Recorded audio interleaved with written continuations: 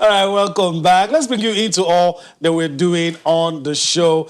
We've talked about a lot. We've talked about the records that came tumbling down in Valencia, talking about athletics. We've talked about the French Open, Novak Djokovic, Stefanos Tsitsipas, Sofia Kenin, Petra Kvitova, all of them doing well at Roland Garros. There's also international friendlies. A lot of international friendlies played yesterday. And Nigeria is in the mix as well. We'll be playing two friendlies against two very strong African nations. That's why we want you to talk to us this morning. Tell us how you feel about all of these things. Let's feel your pulse. Let's know what you're thinking. What should we be talking about in the amazing world of sports this morning? Send us a mail.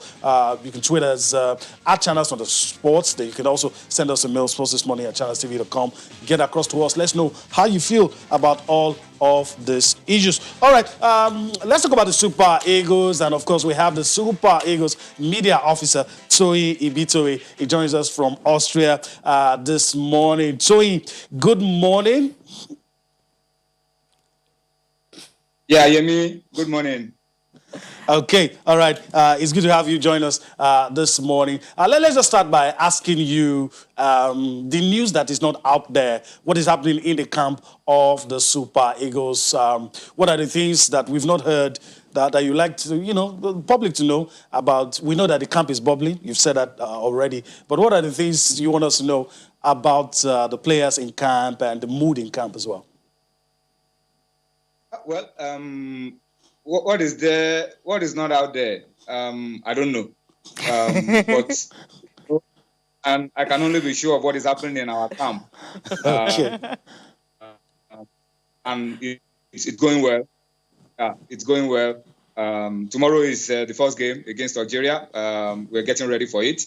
In a few minutes from now, we'll be doing the mandatory pre-game COVID-19 test. It's part of the protocol put together by FIFA that 24 hours before the game, the players are tested to be sure that everybody is clean. So we'll be doing that in the next couple of minutes. The team will be having a team meeting will be starting at 10:30 essentially to draw up strategies for the game.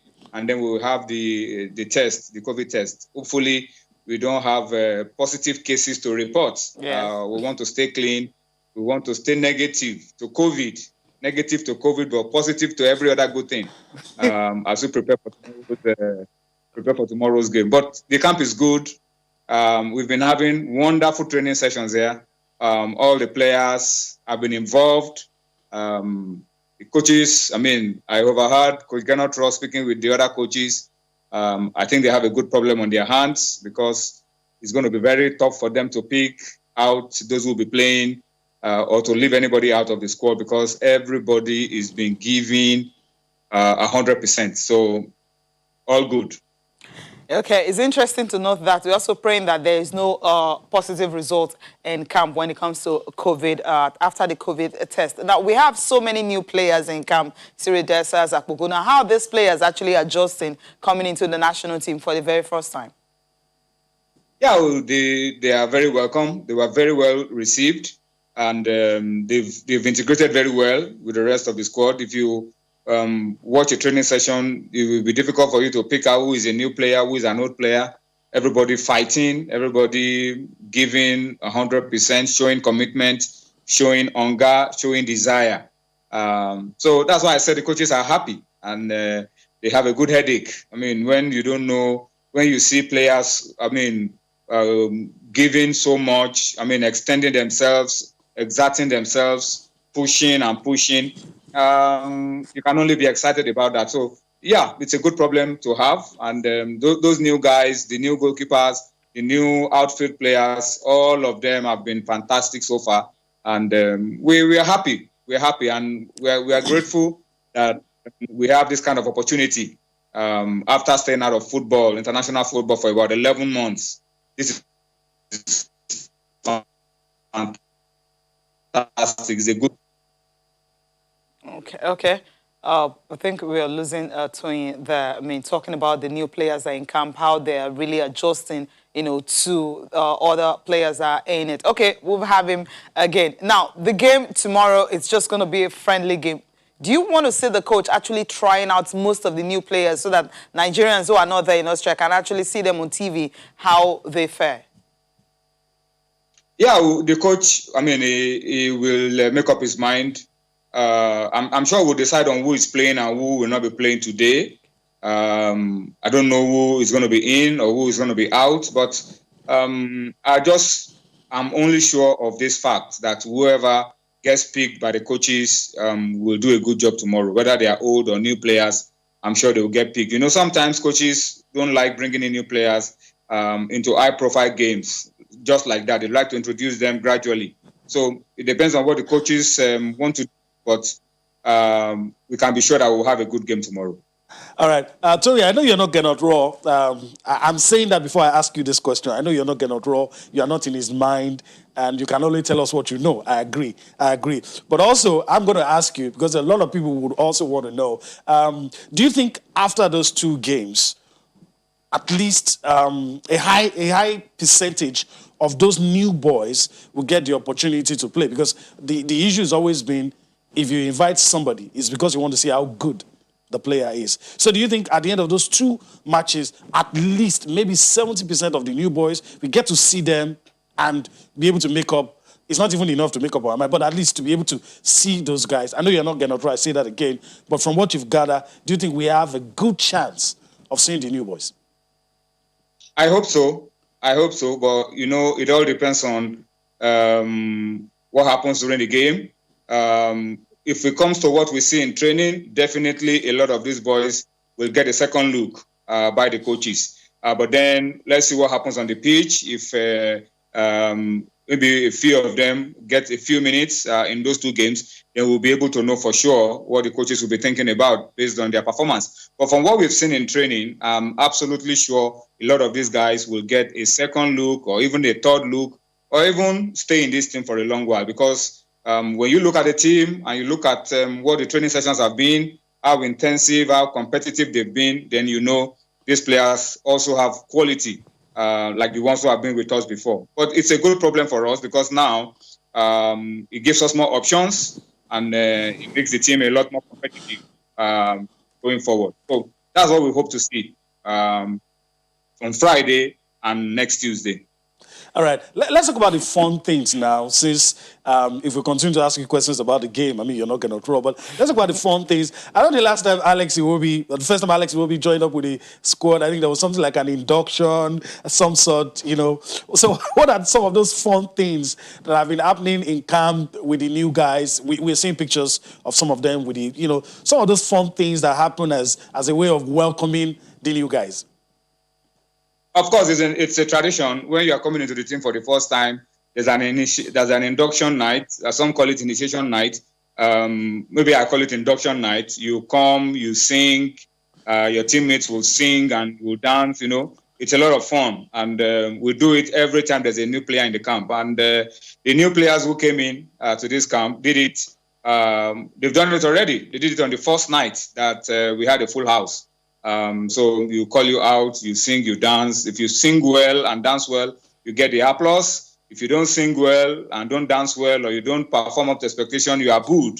And sometimes empty cans of water, empty bottles of empty plastic bottles of water, those little tiny mini bottles will be hauled at you by your teammates, and you'll be booed that you should go and improve on your singing skills or your dancing skills. So it's a lot of fun. And we always look forward to it anytime there's a new player in camp. And we've experienced it already. And it's always a good way of bonding and helping new players to integrate with the rest of the squad. Interesting. It's really interesting to note that. I mean, we've seen pictures, Kelechi Iheanacho and the other players are there. We know that there's some players on standby and all that. I mean, the EMA has been trying to get, you know, the answers out of your mouth to see how many players we're expecting to really see that we feature, because we've been talking about the fact that, you know, you don't have to invite players and, of course, you wouldn't want to feature them and everything. But do you think the coach can really maybe use all the new players so that we can really see them? Because we really want to see some of these players, because he has the opportunity to really do that. This is not a competitive game. It's a friendly game. Win or lose, it's just to look at these players and see the ones that can really fit into the national team in future. Yeah, if you know Coach Gernot Raw, you know he's a coach that likes to see everybody in action. Yes. Remember, for the first time in a long while at the AFCON last year, all our players were part of it. All 23 players had a bit of action at the AFCON. So it's a coach that likes to try everybody, likes to give everybody at least a few minutes to show to the world, to show to the team, to show to yourself and the coaches that you are good enough. So it may not be out of place for everybody on this trip to have a feel of action.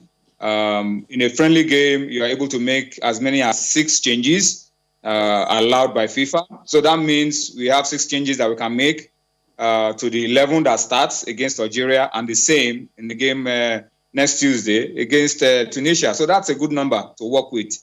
And knowing Coach Genotro very well, I'm sure a lot of these guys will probably get a few minutes. So, but let's see how it goes. You know, when you're playing and you're winning, and the game is sealed and over early, maybe you are leading by a very good margin and you have about 20-25 minutes to the end of the game. Coaches in friendlies tend to want to pull out a lot of their team and bring in fresh players. And you know, these friendlies they are friendlies, but they are tough games. Because African champions and the second best team in Africa and the FIFA ranking are not the kind of friendly games you take with kids' gloves. So the coaches will, I'm sure, decide how they want to go about it. But I won't be surprised, given the kind of coach that we have, Genotro, I won't be surprised if everybody has a bit of action during this window. Thank you so much, Toyin Bitwe, for taking our time to talk to us this morning. And as you said earlier, we're hoping that all the results become a negative so we can have all our players playing tomorrow. Thank you so much for joining us. Thank you for the opportunity. Complete Sport, I'll start with that one. Complete Sport, Akpogunan says he's ready to make his debut for the Super Eagles. And Des is also eager to face Algeria and Tunisia. Omeru excited, training with Yobo. Okay, they played together. Kenneth Mura and Joseph Yobo actually played together. Yeah. Joseph Yobo, now assistant coach. That's a good one. Even Ahmed Musa at least played like 2-3 years with Joseph Yobo. Okay, and Osimhen headlines Napoli's squad list for Serie A and UEFA League, and Moses, of course, dropped from Chelsea's UEFA Champions League squad. And now Moses, what's going to happen to Moses? Well, we'll see. Now that everything is transfer, well, we don't know. We don't know. Okay, Algeria probably will go on loan. Yeah, okay. Probably. Okay. All right, and Algeria coach says it's tough playing against Nigeria. We know that. Okay. Messi almost joined Chelsea in 2004. All right. Almost. Almost never counts. Okay, Sporting Life is our next paper. We have 2. We'll see how far we can go. But we have Sporting Life now. That's our next paper. There's an interesting comment from the German manager, Joachim Löw. He says Rudiger did everything to leave Chelsea. But he played Rudiger last night. So you know that Rudiger wanted to leave, but didn't get a chance to go. Emiliano Martinez, why I dumped Arsenal for Aston Villa, is on page 3. Of course, I know the young man loves Arsenal. Dump, probably not the word, you know, but he wanted to be number 1.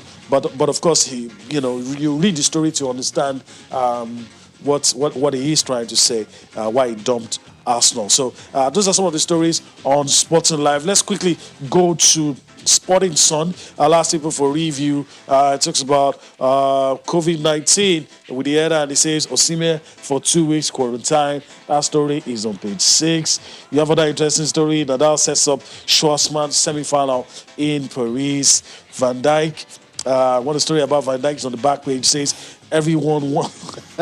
This is funny. Everyone wants Liverpool to fail. I don't know why he thinks that. Everyone. Torreira wishes Partey luck at Arsenal. That's on the bottom strip. All right, we've crossed the finish line on the show today, and it's time to wrap things up. But before we do that, we just always want to thank you for allowing us to be a part of your day. We're enjoying doing this. It's still one more edition for the week. We're back here again to do that, to take you on a trip across the money spinning world of sports. I'm Yemi Adebayo. Bye-bye now. I'm Cecilia Mogbe. Thanks for watching.